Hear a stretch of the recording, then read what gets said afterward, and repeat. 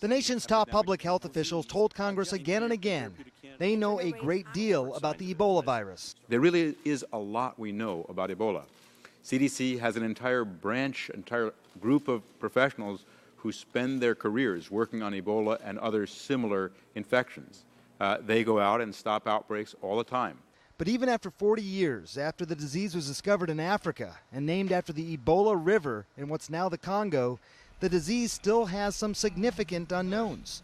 For instance, the widely held belief is that if you don't develop symptoms for 21 days, you're basically in the clear.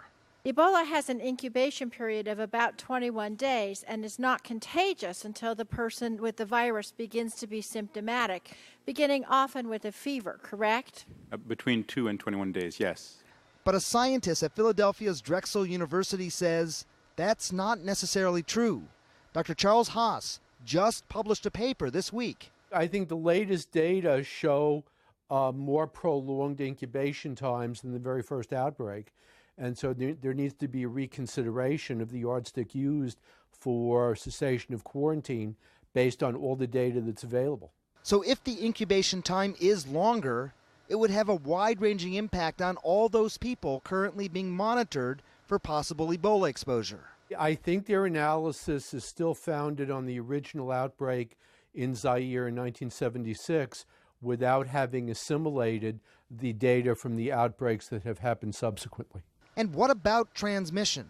How could a longtime friend of Thomas Duncan, who slept in the same apartment and was exposed to him after his first emergency room visit, not get the disease as far as we know? And 2 nurses who helped treat him did get infected.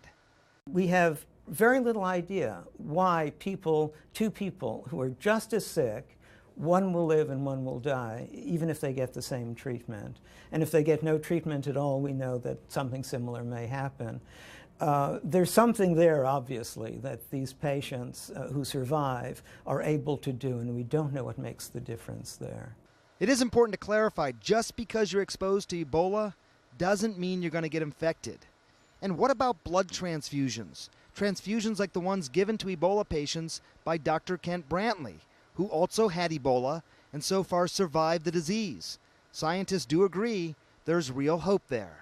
Using serum from people who've recovered may very well have an effect, especially early in disease.